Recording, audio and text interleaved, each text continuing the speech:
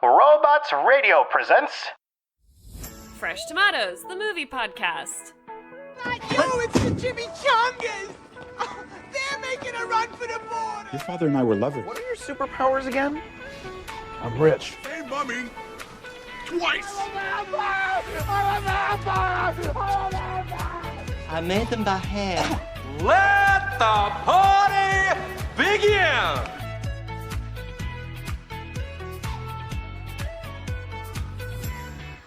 Hello and welcome to Fresh Tomatoes, the movie podcast, bringing you optimistic views of the world's worst movies. That's Simone Roux. And that's Chad Echakowitz. Hey guys, welcome to the new stuff. Oh, it's all shiny here, it's all new. It is. It's like I haven't spilt beer in this place yet. I have not a single stain on my shirt.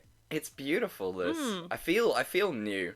Do you know what I feel like, Simone? What do you feel like? I feel like a symbiote has bound to my suit, and I've got all these powers. I do feel a little bit more aggressive, and I want to wear my hair down in front of my eye. And you know what? Do you want to go out to a jazz club this weekend?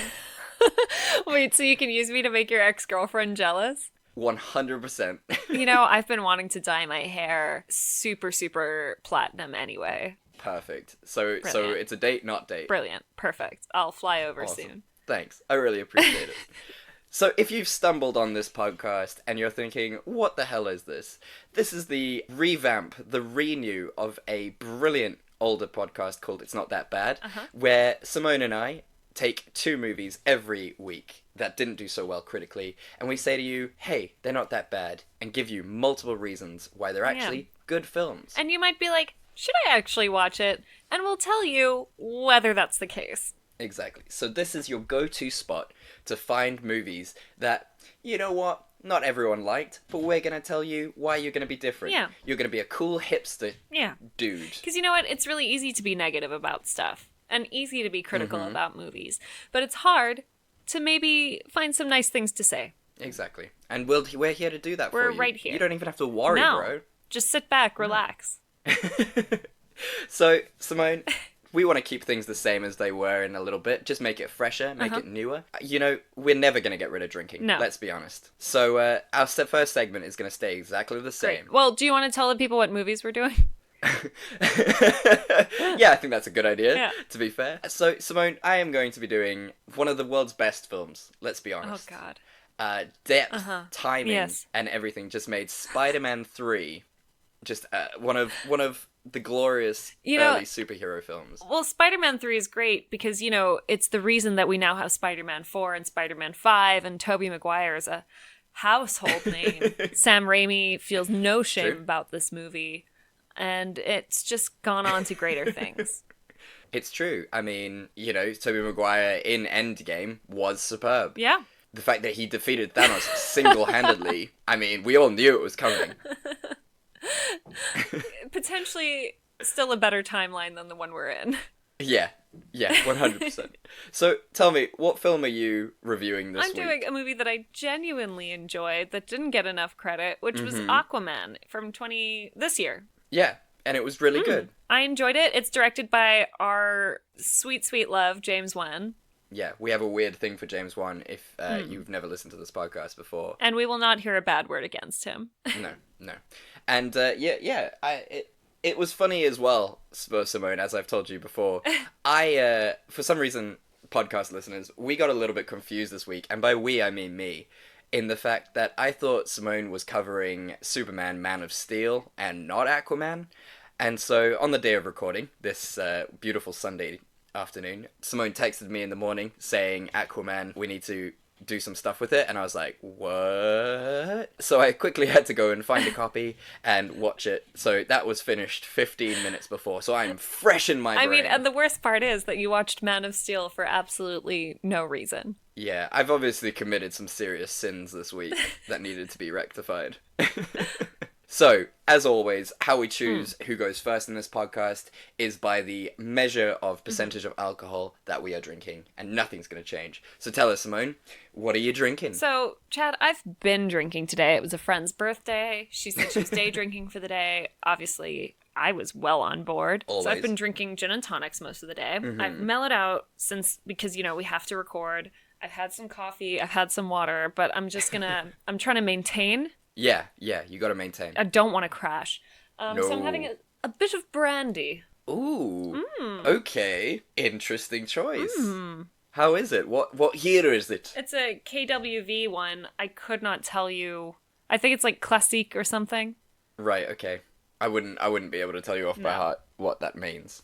No. So, no. Well, what percentage is it? I guess like 40 something. Yeah, it's got to be somewhere around there, Yeah. right? Like it's brandy, Yeah. for God's sake. Yeah. Okay, fair enough. Well, I am drinking a brasserie.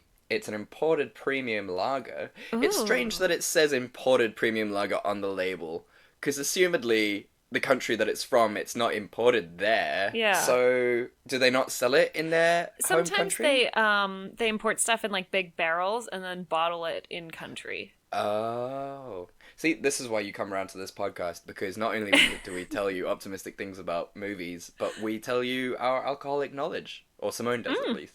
Yeah. I have a worrying amount. Well, the brasserie itself is a delicious lager, and it is only a measly 4%. Nice. So it's I win.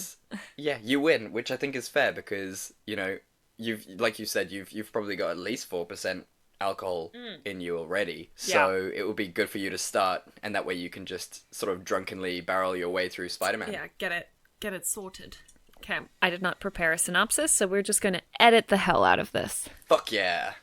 But yes, I am leaning heavily on IMDb's synopsis. Thank you, IMDb, again, for being our constant love. Our guiding star.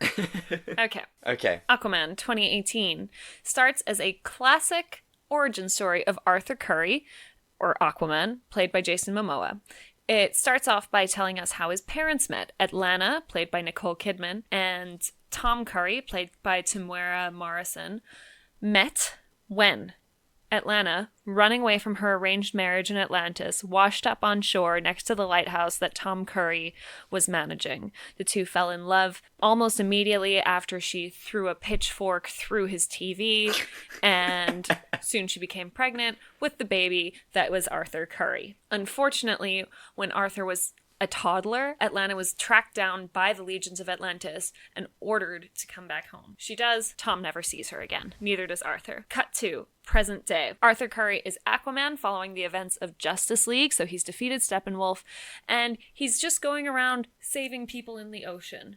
Most recently, he stops an attempt by pirates to kidnap a vessel. Mm-hmm. Yeah, it was like a submarine-y, Russian submarine thing. Yeah, this is when he encounters Manta, played by Yahya Abdul-Mateen II. Except he's not Manta yet. He and his father are still being normal pirates. And when they confront Aquaman, they are grossly overpowered.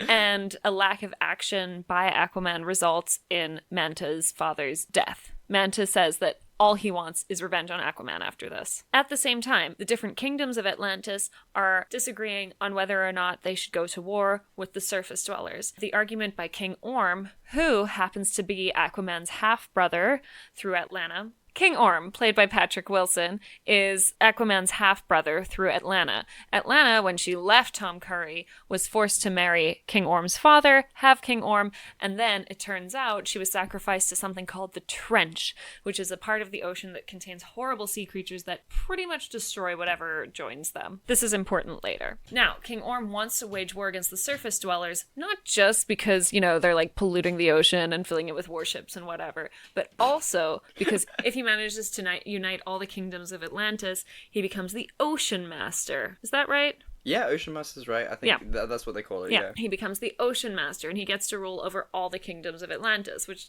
obviously great. It's pretty crazy, yeah. Yeah, so to this end, he orchestrates an attack on himself and some of the other kings, like King Volko and King Nereus. King Volko played by, obviously, Willem Dafoe, and King Nereus played by Dolph Lundgren.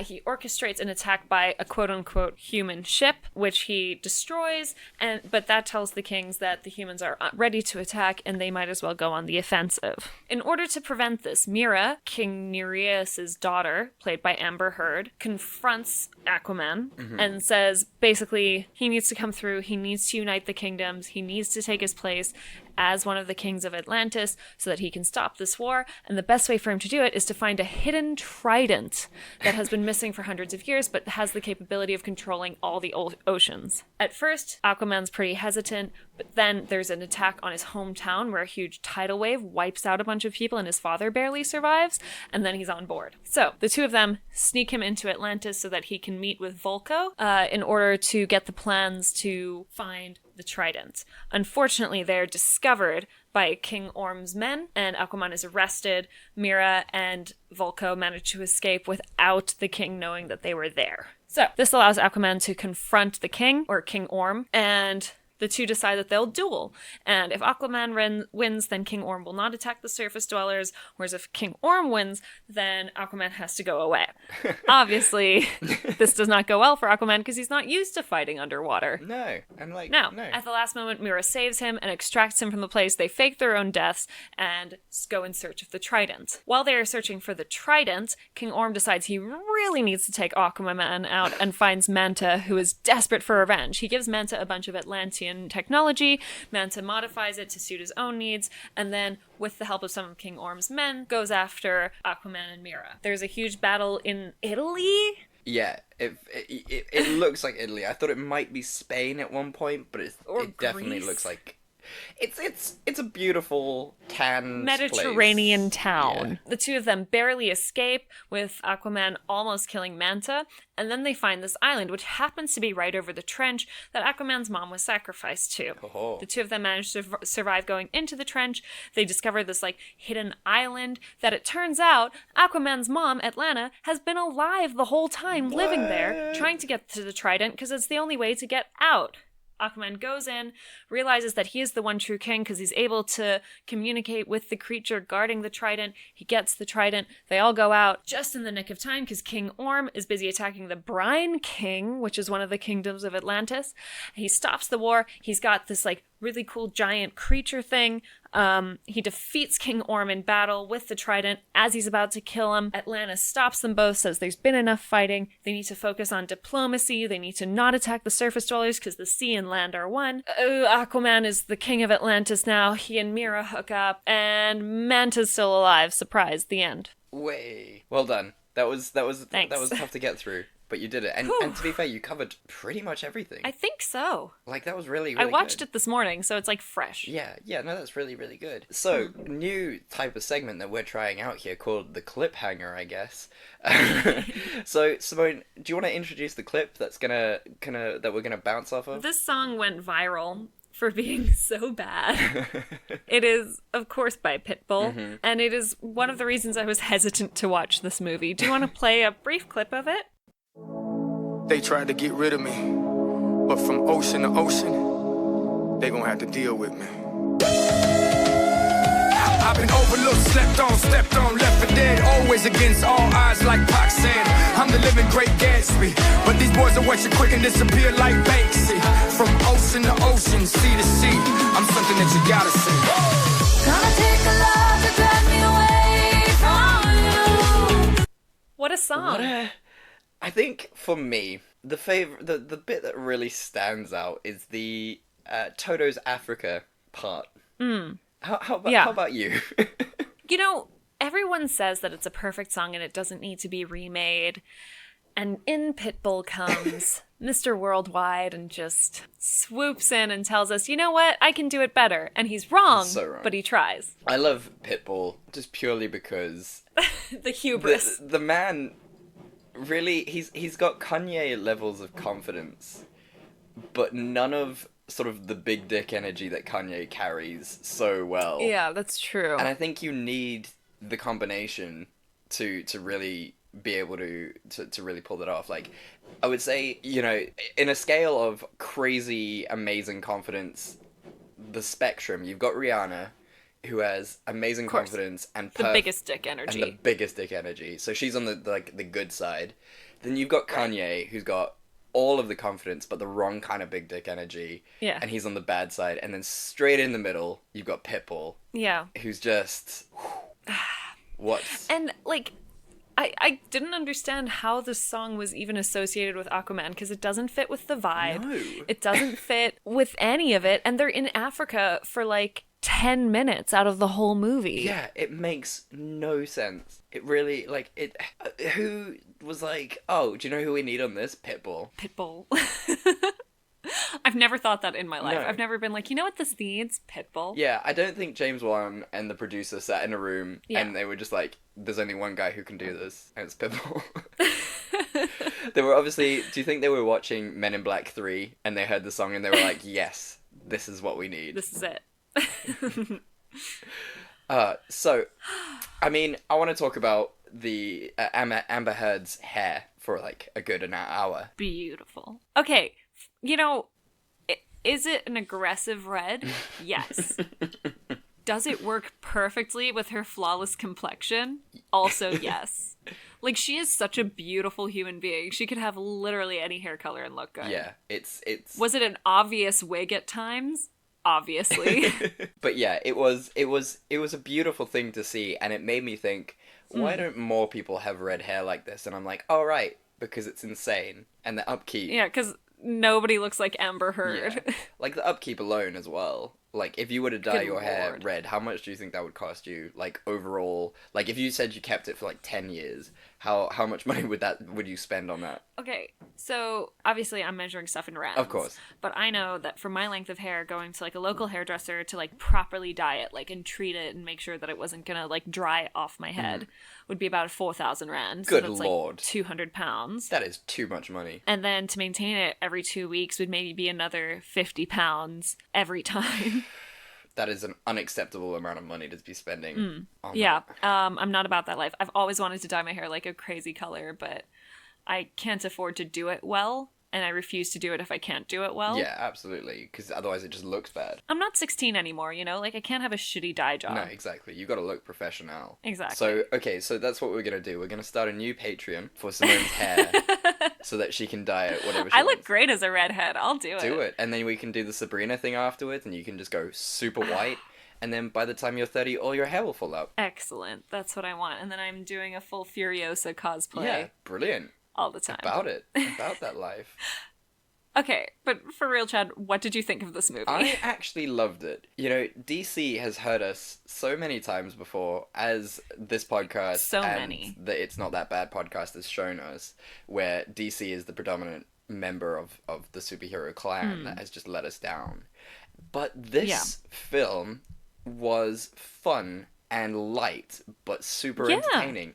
And visually, Yeah.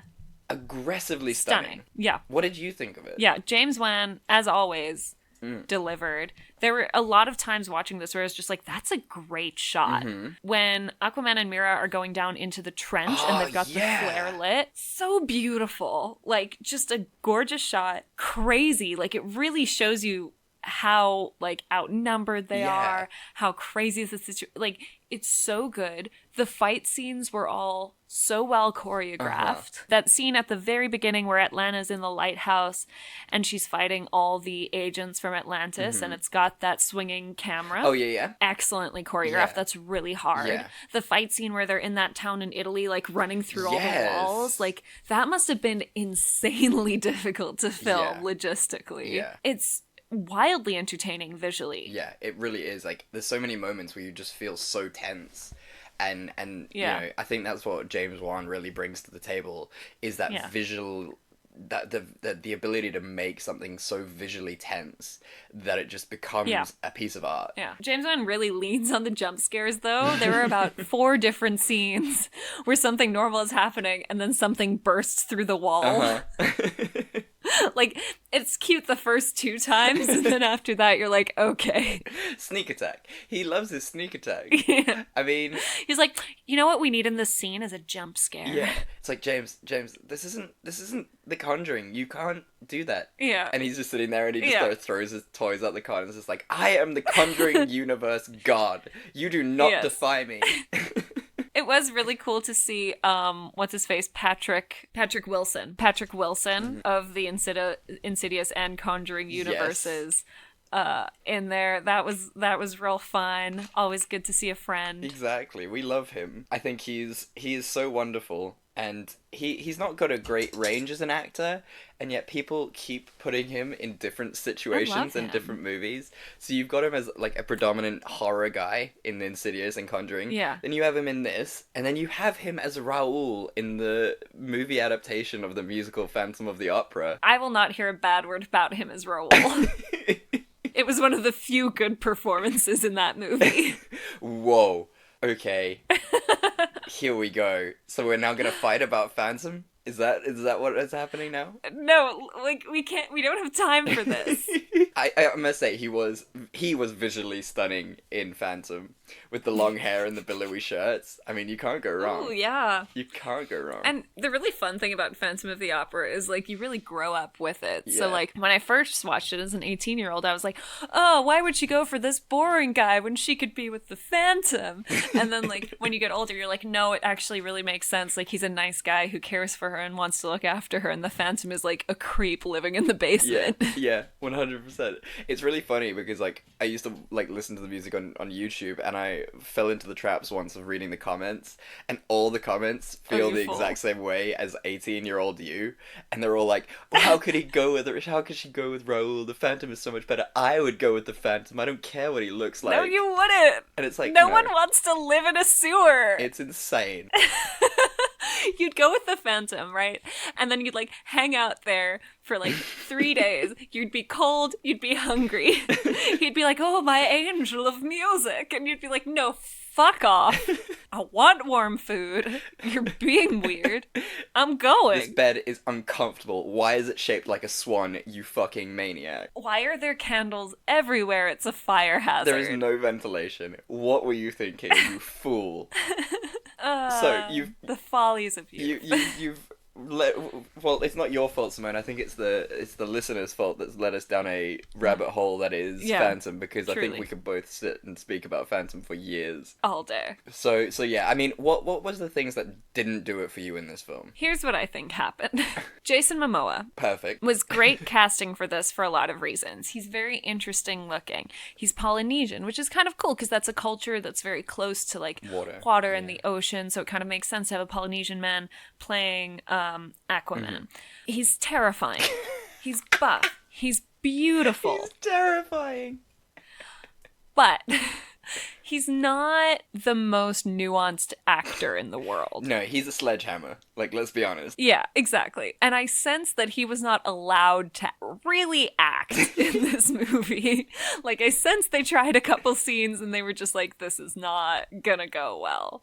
And so Aquaman ends up being, like, really punchy, and he has, like, one or two emotional moments that kind of fall flat. So, overall, let's be honest, the plot to this movie was a little garbage. Okay, fair enough. I get you. Like, or at least the plot to this movie falls very flat. Like, you don't get the sense that he's really learned anything. Mm-hmm. You don't get the sense that he's changed much. He's just kind of gone through this hero's journey almost unscathed. Yeah. And that's a really good that point. Makes it really unsatisfying when he comes out the other side. That's a really good point. There's a bit, we'll play it now for our listeners. It's what lies ahead that should concern us. The charted path leads to the kingdom of the trench. Those are the same creatures that killed my mother. Yes. She was taken there and sacrificed to them. It's become a place of death. We know next to nothing about what's down there. We should turn back. We can still warn the surface, try to prepare them for what's coming. Turn back? Look, I learned from a young age not to show weakness. Okay? Solve my problems with my anger and my fist. I'm a blunt instrument and I'm damn good at it. But I've done nothing but get my ass kicked this whole trip. I have no leader. I'm not a king. I do not work or play well with others. And I can't let you die trying to turn me into something that I'm not. So yeah, in that clip, obviously he says, all you want me to do is like be a king, and I've just got my ass kicked, so let's turn back. Like, yeah, that's, like you say, that's not growth. Yeah, that's insanity. And that's towards the end of the movie. But at the same time, I did like the line where they're like, no, you're not a king, you're a hero, and a king fights for his people, but a hero fights for everyone. Mm-hmm. And that was like really insightful and deep. You just didn't get the sense that he took anything away from that. No. I mean, there's a reason that as Khal Drogo, he didn't really have much lines. He just had sex with, had to be beautiful. with Daenerys, and then that was it. And he did a great job. Yeah, and I can imagine he would be an excellent lover. Thorough, but tender. I hope. Like well-cooked lamb. I mean, all of it visually, I would tell people to watch this movie just for the visuals. Like the seahorses that they ride on, the giant sea creatures, like the things from the trench, like all of it is so fucking cool. Yeah, it is a cool movie. And it's not dark. Yeah. I think that's the great thing about it, is you can see it. That's the great thing. You can see everything. Yeah. If you look at like Batman vs Superman or or Justice League, everything is so dark you can hardly see anything. And it's frustrating as fuck. Yeah. I think this is so nice because it's so much more of like a harkening back to like a proper adventure movie. Like, it's not just gritty and dark. Like, yeah, he goes into like the dark sea, but like Atlantis is all like lit up in neon. He goes into the desert. He goes to Italy. Like, it's just beautiful and weird, and he goes to all these different places, and it's exciting. Like, it's a fantasy movie. It's so fun to watch. It kind of reminds me of Indiana Jones in that way, actually, now that you mention that. Because it's just all over the place. It's just a romp. It's just an adventure. Yeah, exactly. And I mean, even Manta was like such a back weird story. Like, what the fuck was that about? Yeah, we'll talk more about that. That's exciting. So then, all right, tell me, what's your scene that could have saved it? That actually leads perfectly back to Manta. Yeah. Is I think they should have cut that whole storyline out. Right. And here's why. I have nothing against Manta. I know he's Aquaman. He's usually Aquaman's nemesis. He's a cool character. I think they did a good job with the casting and everything. Right. But I think they only introduced him in this movie because, let's be honest, he was superfluous to the plot. Oh yeah, 100%. They only introduced him so that they could bring him in later Justice League movies. Right. Okay. Which are obviously not happening now. What? That we know of. Oh, okay. It was pointless. And like the beginning scene where Manta's dad dies makes no sense. It's really weird. He's got an oxygen mask on his suit. I didn't even think There's of that. no reason for him to die just because he's held down. Yeah, that's a really solid point that you make. Also, Rudy pointed out, so they're in the room where all like the warheads on the submarine are, which would be neutrally buoyant because like you don't want a warhead that's going to sink before it reaches the target underwater. That's a good point. So they'd be actually fairly easy to lift off once they're in the water. Yeah, because, like you said, you don't want it to do that. So yeah. So the whole scene is entirely unnecessary. And then they kind of try to use that to make some growth in Aquaman because he like feels guilty for not helping Manta save his father, which is unnecessary because it's like, you know, you and your father with pirates and inevitably eventually like this would happen. Yeah. Maybe don't blame it on this guy. But like his character doesn't grow much from that. Mira's just like, nah, that's not really your fault. They were pirates. And he's like, I guess.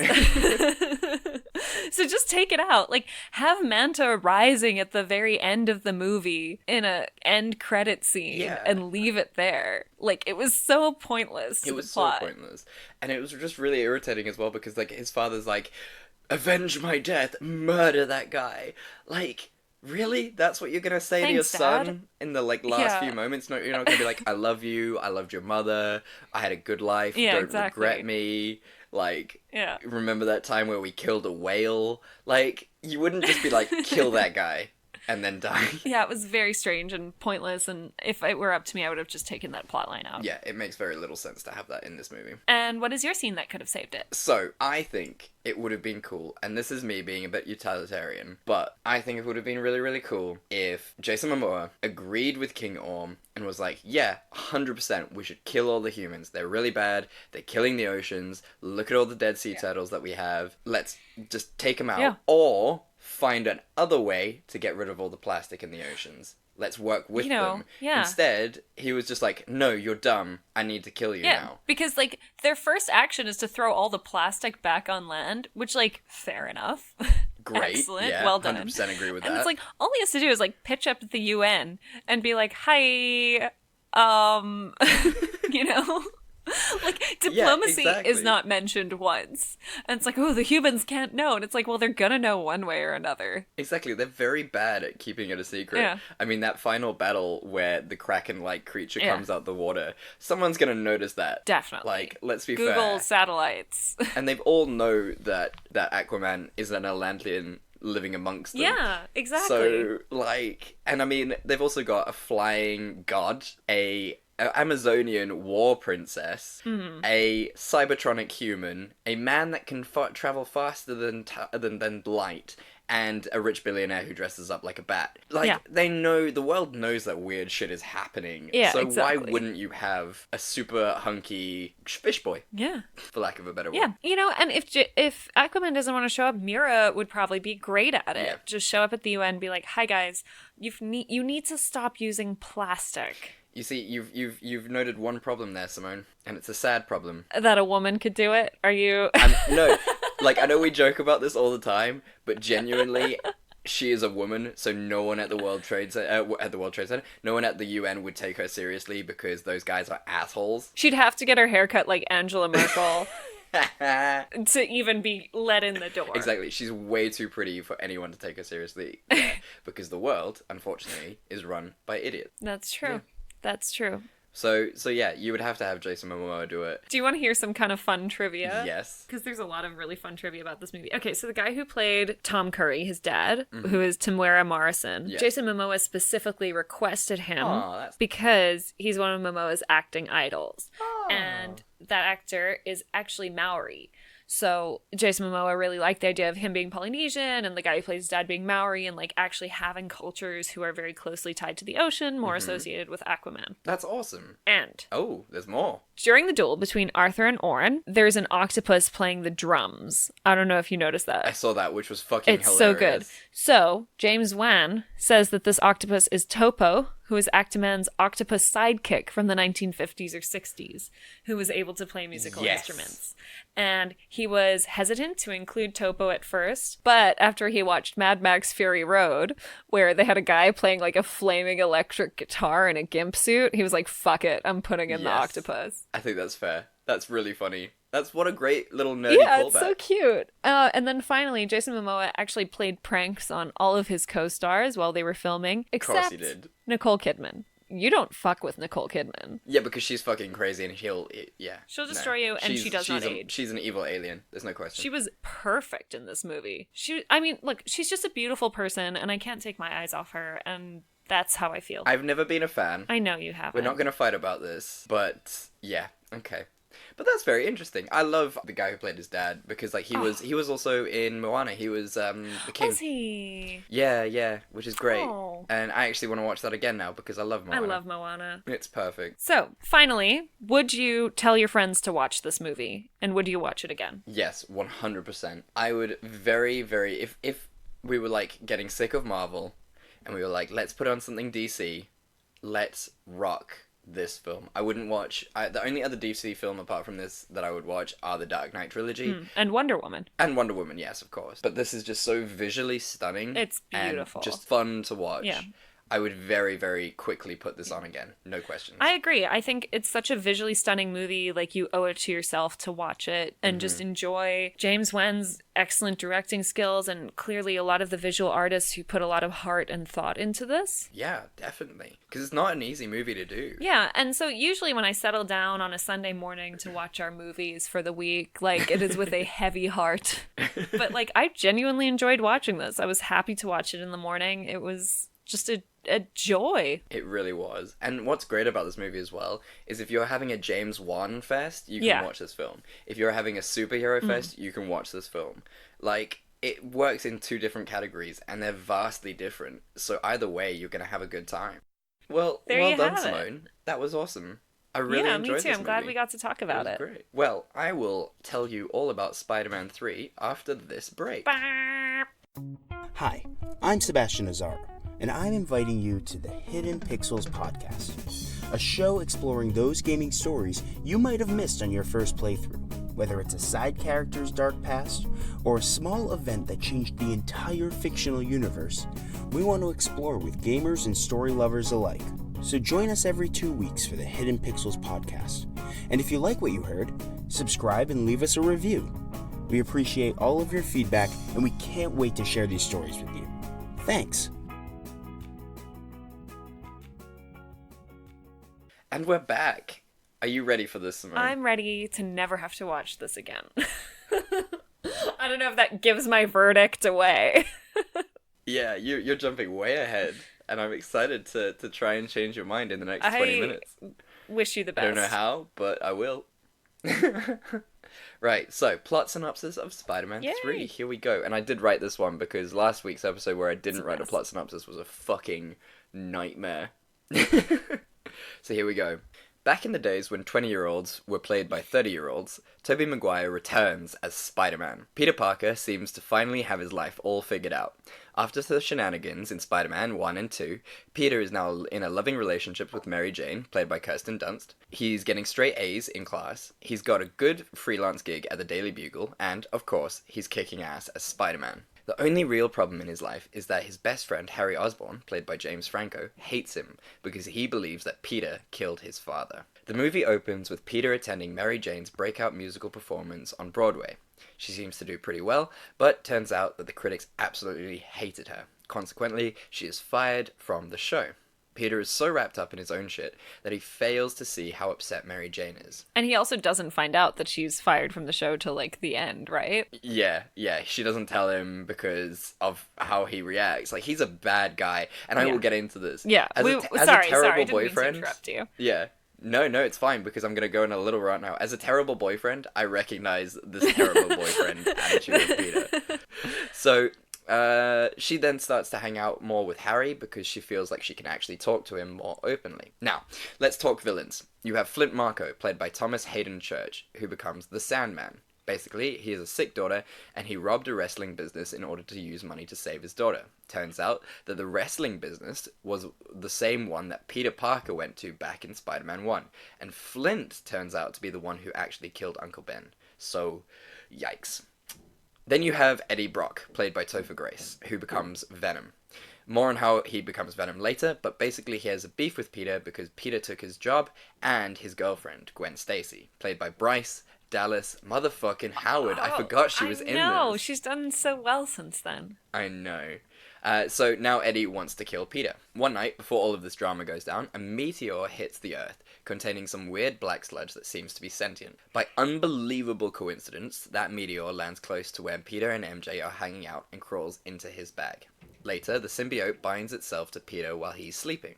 He's fallen asleep while waiting to hear something on the police radio about Flint, so he could go kill him for killing Uncle Ben. When Peter wakes up, he finds that his suit is now all black. He also feels amazing and has extra strength and powers. He then finds Flint and, with his new powers, defeats him by turning him into mud, and says the most iconic line, "Good riddance." I love it. What a line.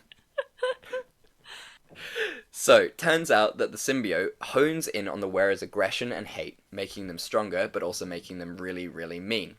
With his newfound powers, Peter becomes a massive dickhead, changing his hair, shouting at people, and hitting on hot women. He and Mary J break up, and to get back at her, he takes Gwen Stacy out for dinner, where MJ's working, and does the world's best jazz routine. But in the end, loses both of them. It is the world's best dance routine. We're going to speak about it. We're going to speak about it for a good hour.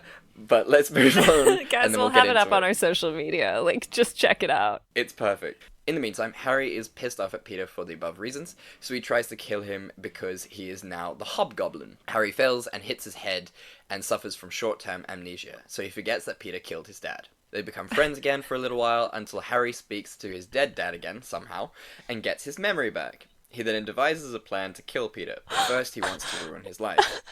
What's wrong? It's just when you really hear the plot spelled out, It's... I think people should retroactively listen to our podcast at pitch meetings and just realize how people are assessing their movies, because this is fucking bonkers. There's just so much crammed into this movie. They really forced it in, didn't they? None of it is what anyone wanted. No. No, not even a little bit.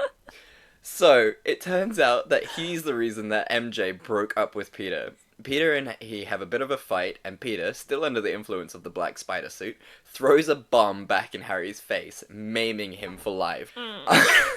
That noise was great. Oh, okay, here we go. We got 3 paragraphs left. We can do this. Sorry. I'll keep it together. After all of this goes down, he speaks to Aunt May, played by Rosemary Harris, who kind of gives him a telling off, so he decides to get rid of the suit. That's how Eddie Brock gets the suit. Because the symbiote suit binds so strongly to its host, Peter struggles to get it off. He goes to a church, the same church that Eddie Brock has gone to ask God to kill Peter. Not even kidding. We will include that clip now.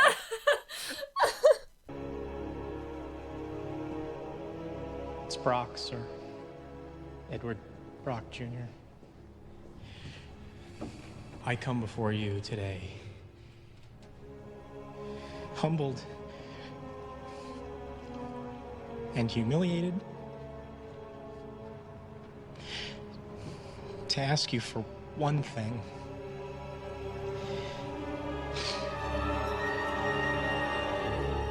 I want you to kill Peter Parker. I mean, it's great. Because there's only one church in New York City. Apparently so. And I would love for our New York writers New York listeners to write in and be like, actually, you've got 2, so joke's on you. I mean, if you only think about Catholic churches, then there are actually very few. Yeah, Eddie Brock has asked God to kill Peter. Sorry, I had to check that sentence made sense because it was fucking nuts. No, you're right. Yeah. You're dead on. So Peter then tries to remove the suit, and it turns out that the symbiote is highly sensitive to certain sonic vibrations, such as bells, and becomes weaker when they ring. Peter is able to get the suit off, but it then drips onto Eddie, who then becomes Venom. After Flint comes back to life, don't even ask me how, Eddie and Eddie and Venom team up to defeat Spider-Man. They kidnap MJ to draw in Spider-Man, but before he goes to the fight, Peter goes to Harry to see if he would be willing to help save MJ. Rightly so, Harry tells Peter to go to hell, and at the fight, Spider-Man and Venom almost succeed at killing Spidey. But then, thanks to a convenient plot point, Harry comes to the rescue and joins up with Spider-Man to defeat the 2 villains. They do, but Harry unfortunately gets killed by Venom. Venom dies, and Flint and Spider-Man have a heart-to-heart, and Peter forgives Flint. Peter and MJ get back together, and all is well. The end. So, I mean, it has to be, the only and obvious jumping off point has to be the jazz scene, and this line in particular. Now dig on this.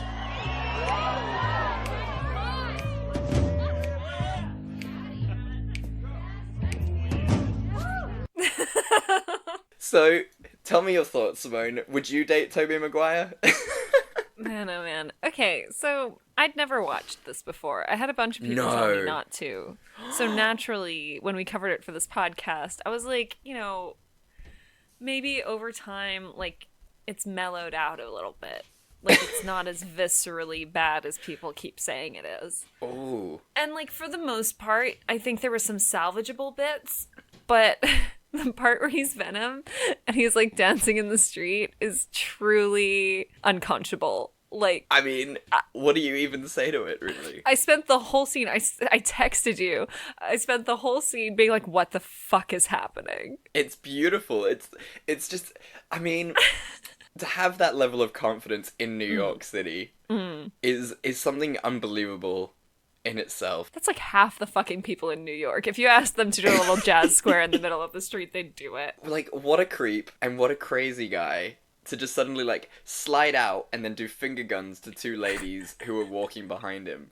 Like, their reaction is really accurate because they're like, back off slightly, look at him and be like, okay. Yeah, good lord. His outfit in that, when he goes into the department store and then he comes back, it's beautiful, but the dance kind of defeats the purpose. I mean, a lot of this movie defeats the purpose of itself. Okay. So, what did you actually enjoy about this movie? I mean, it's a real struggle, but you got a grip. You got to find something. I think with this movie, you can really, if you look hard like we did, you can really see the bones of what the script could have been. Bones. And what it is a Peter Parker flying too close to the sun. He is consumed with the fame of Spider-Man. Like, and he is into it. He's having very little success in his own life.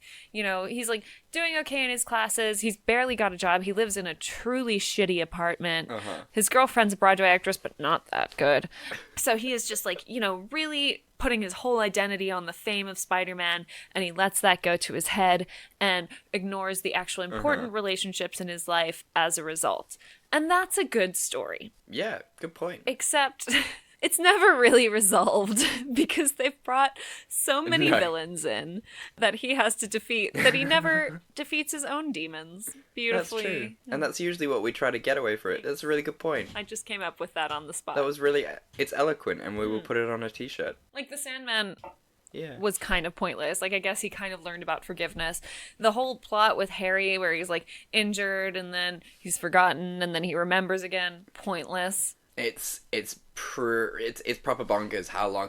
And you know what's scary is the fact, like, and you pointed this out to me and I didn't even realize it until you had pointed it out to me. This movie is 2 hours and 11 minutes long. It's so long. Like, in the early days of superhero movies, they were never this long. So it makes no sense why this became fucking an epic film, really. Yeah. And yeah, I think that is the main problem with this film, is the fact that there's 3 villains. Yeah. Like, it makes no sense why there would be 3 villains. I mean, but yeah, like, what I enjoyed about it is I love Venom. Venom is like one of my favorite anti-heroes. He's so good. Yeah. And it's just, I think it's really nice to go back to old Spider-Man. I mean, we're 3 Spider-Man deep now. We're about 7 Spider-Man films deep as well. And it's just nice to go back to an era where this 35-year-old man can play an early 25-year-old, 24-year-old, and just early animation of Spider-Man where the real focus was that Spider-Man was an all-American hero. Like, in every single early Spider-Man movie, there is a flag behind Spider-Man, an American flag behind Spider-Man at some point, and that's great. That's just fun. It sure is. So I love it. Yeah. Would you like to know an interesting fact about Venom? By all means. It has nothing means. to do with the film, but the character of Venom was originally posed to Stan Lee and the Marvel team, and it was sold to Marvel for $200, which is an insanely small amount of money for an amazing character. Considering, yeah. And I really did enjoy the recent movie with Tom Hardy. Yeah, I think people gave that a lot of shit for no reason. Yeah, I mean, we'll obviously probably talk about it on this podcast fairly soon. No doubt about that. Yeah, it was really, really cool. An interesting fact as well about Venom, the noises for Venom in this movie were the sounds of a Tasmanian devil. Yeah. That tracks, actually. Yeah. That's kind of fun. It's really, really fun. What do we feel about Topher Grace? Because, he's one of those actors that I think divides opinions. I low-key love Topher Grace, and I think he's been doing a really good job lately. Yeah? Yeah, You're a I liked fan? him in... What was he in recently? He was in Klansman? Black Mirror. Black Klansman, yes. Yeah, he was super good in that. I will give that to him. He's a good actor. Yeah. Like, he really gets into a character, and he's clearly worked on his craft over the years. Like, I really stand Topher Grace, and I stand him as Venom. I mean, if we can have Tobey Maguire Spider-Man, we can have Topher Grace as Venom. Yeah, that's fair. It's amazing how, like, early 2000s was such a very strange time. It really was. It was like, they were like, we have no young actors. We must cast these 30-year-olds. The magic. And it was really nice to go back to Marvel before it was Marvel Studios. I mean, these films were the birth of Marvel, man. That's true. Where would Iron Man be without these films? Nowhere. I mean, we would not have watched Endgame, like a month ago, had it not been for the Spider-Man films, really. So we have a lot to owe to these. Even Spider-Man 3, the worst of them. And Willem Dafoe was in both of these films that we did this week. I can Vaguely. watch any and every film with Willem Dafoe, and I love him so much. He's superb. What I loved about this as well, this one, is that they obviously really didn't want to pay a lot of money for Willem Dafoe in Spider-Man 3. Yeah. So a lot of the lines that they used were from Spider-Man 1. Uh-huh. And that is fucking hilarious. It really tells you how they thought this movie was gonna go. Yeah, exactly. What did you think of Mary Jane's voice, though? Her singing voice? They say that falling in love is wonderful. Was it actually Kristen Dunst singing, or? I think so. I mean, people can tell me otherwise, but I'm just having a look through. It doesn't say anything here about her voice, so I'm gonna say yes, it was her who sang. She was good. I don't know enough about singing to have a real opinion about it. I thought she was maybe a little flat, but again, I don't know. Yeah, that's fair. What did you think, in your opinion as a thespian? As a mildly okay person who can kind of hold a note but not really, let's be Someone honest. more trained than myself. I thought she was nice. I think she falls into that trap that a lot of singers these days do of sort of swallowing your words. So it sort of sounds like this. And it's like, sort of inwards. Yeah. You know, a lot of like hipster singers do that now. And don't you love it? I do love it sometimes.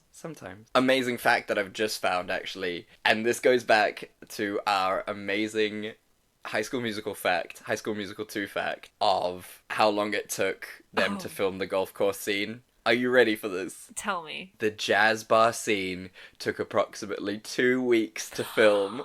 2 weeks? 2 weeks! I mean... How? It was so as with bad. most of this movie, you're like, wow, that's a lot of effort for something that wasn't great.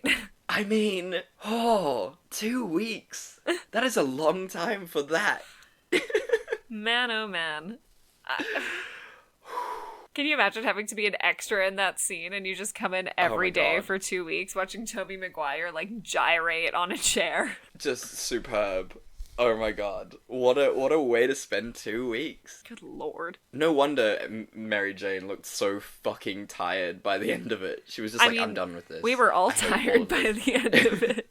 So, for you, what is the scene that could have saved this film? Good lord. So many things. Get rid of Harry Osborn. He was superfluous to the plot. Ooh, okay. None of the villains were really relevant. No. Like, it started off as one story, like I said. Like, it started off as, like, you know, he's letting the fame get to his head. And then it just turned into him fighting people. Yeah. And, pretty like, much. I guess the Sandman was maybe relevant because it taught Peter about forgiveness and about, like, understanding that, like, just because this guy committed a crime doesn't mean that he was in difficult circumstances, blah, blah, blah. Yeah. And maybe they could have played that up a bit and actually done some good script writing with that. He never says to Mary Jane, like, hey, I was really selfish and shitty to you. Yeah. Please get back together. Real. Like, he saves her life, and then she's like, oh, we should get married. But, like, at no point is she like, you know, I didn't feel comfortable telling you about this really shitty thing in my life because, like, you were so full of yourself. Yeah. And how are we going to deal with this? Yeah, no, he is a bad boyfriend. He's incredibly terrible. toxic. Like, when you tell your partner, you know, I'm no expert in relationship, that's very obvious. But, you know, when you tell your partner, you know, a problem, it's not so that they can go, well, in my life, this is how I dealt with it. You want them to be like, that sucks. Do you want food? Yeah, exactly. And, like, well, do you want to talk about it? Like, what do you feel? Yeah. Like, not like, well, in my much more successful scenario. Yeah, exactly. Like, it doesn't work like that. And she very clearly spelled it out. She was like, every time I read it, it's like my dad was saying those words. And he's like, yeah, well, it's Spirder-Man. And it's like, no, dude. Fuck off. Shut up. Like, no wonder she went somewhere else. Like, you only have yourself to blame. Yeah, exactly. Like, I would love for it, actually, at the end, for, like, him to go in for, like, the kiss. And she goes, no, we're broken up. And it's not because of Harry. It's because you were a dickhead. You're a terrible boyfriend. Yeah, and until I see some real improvement in you, we're not doing this. Yeah. So I would have liked to see that. I would have liked to see some consequences for the first 2.5 acts. Yeah, that's fair. You see, mine is rather contrary to yours, because I think they should have only kept in the Harry situation. Oh, okay. Sure. Yeah. I mean, I think we both agree they should have narrowed it down. Oh, yeah, no question. 3 villains is 3 villains too many. That's ridiculous. But, yeah, I think a Harry story would have been really interesting, because if you're going to include the Hobgoblin, make him really, really cool. And, I mean, you know, have Venom, that would have been interesting. But I think the Sandman story was really superfluous. Plus, they could have really, like, leaned hard into the whole Harry thing and made it, like, a love triangle thing. They could have made, you know, the fact that you know, Peter was sort of like a son and a brother to Harry and a son to Willem Dafoe's character. It would have been really, really cool, and like it could have been an awesome emotional journey. And clearly, from some of these scenes where the camera is focused on Tobey Maguire's face, he has no emotional range. He just sits there like a weird-looking frog, and that's maybe why they didn't go down the emotional route. But I think that would have been a far better movie. How do you feel about James Franco in general? Oh, I don't know. I don't know how I feel about James Franco. He's one of those enigmas wrapped in a mystery. Like, you know you're going to get HPV just by looking at him. That's the thing. Like, I want to like James Franco, and then at the same time, I'm like, if I ever met this guy at a party, like, I'd find a reason to leave the conversation. Yeah, you know, 100%. like, he just strikes me as one of those dudes, like, where he starts talking, you're like, oh my god, shut up. Yeah, he can't stop speaking about his abs. Like, you just know that. Or, like, this new philosophy book he picked up, and you're just like, fuck off, I don't care. Yeah, no. So he is one of those guys, but then again, he might be, like, one of the nicest people in the world. Probably. He's probably just, like, a giant sweetheart with, like, 8 cats. I bet, but his face just pisses me off. It's... Yeah, I don't know. So yeah, that's a good question. If any of our listeners have thoughts about James Franco, please send them to us. We're really excited to hear what you have to say about James. And so the big question, Simone, would you watch this film again? No, and I wouldn't recommend it to my friends. Look, I think it's worth watching if you really want to learn a lesson about script writing without a goal in mind or without a character arc in mind. I think it's useful from that perspective. And if you're like a aspiring screenwriter or story writer, then it's useful. But like personally, if I had a choice and I wasn't trying to learn anything, I wouldn't watch it again. That's fair. I think that's a good point. Yeah. Yeah. It's going to go down in the histories for academic purpose, if nothing else. And would you watch this movie again? I know you love Spider-Man. That's the problem, because I do love Spider-Man more than pretty much anything else on the planet. So I would say yes, but in very specific situations where I'm having a Spider-Man marathon.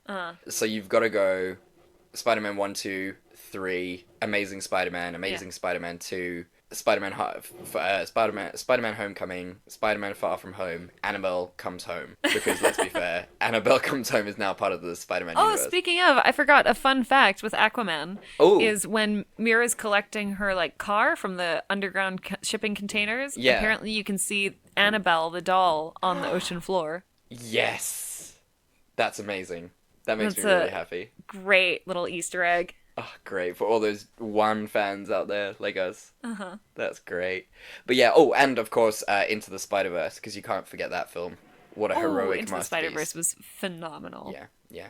Apparently Tom Holland has been speaking about trying to organise a Into the Spider-Verse where him, Tobey Maguire, and Andrew Garfield are all in it. That's all I want.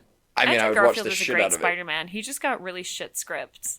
You reckon? I thought he was a good Spider-Man. I didn't think he had Peter Parker nailed. Where, true. He was a good Spider-Man, but not a good Peter Parker. Yeah. Tobey Maguire was like neither. Too charming. Yeah. Tobey Maguire was just there, and then Tom Holland is just a absolute genius. Yeah. Tom Holland, much as you hate him. I hate him for stealing my life. I don't hate him as an actor and as a person. Well, I do hate him as an actor and as a person, but not as a Spider-Man. Nah. Fine. It's fine. I'm gonna look, I've spoken so much ill of him on this podcast. If he ever goes missing, I'm suspect number 1. The police are gonna be like, hi, listen.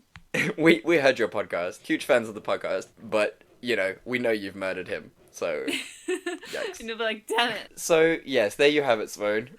Fucking A. We've done it. What a film. What a great film. I want to try something new. Okay. Just to sort of end off these new podcasts in the new podcast arena that we're now in. Give me one positive of the week. Doesn't have to be from you, necessarily from your week, but just a positive from the world. Or you, or anything. I know exactly what I want is a piece of news going out at the moment. It'll obviously be old news by the time this airs, but 20,000 Christians signed a petition asking Netflix to take down Good Omens. Yes, so funny. Which is unfortunate because Good Omens is an Amazon Prime series. And Netflix has said they will take down Good Omens once Amazon Prime takes down Stranger Things. And I am overjoyed. Yes.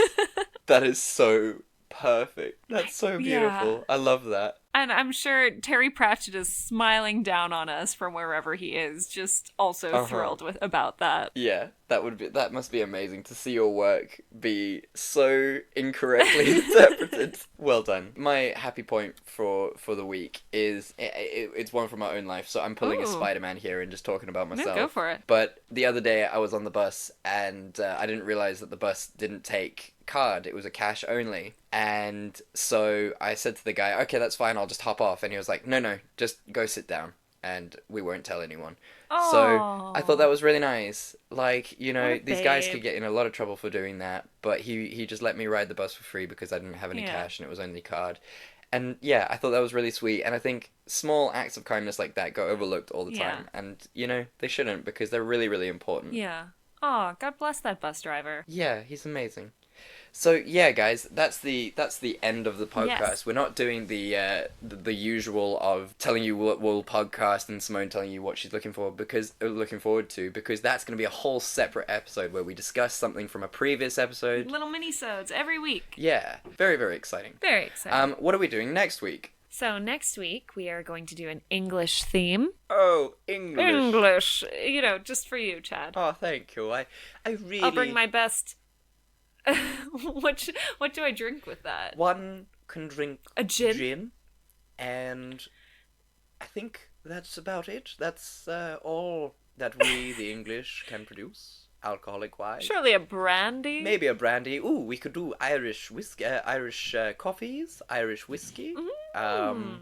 A Guinness? Ooh, Guinness as well. Yes. So we shall. Lady Chad. Yes, we shall do an English theme with English alcohol next week, with Lady Roux and Lord Echakowitz, and it will be good fun.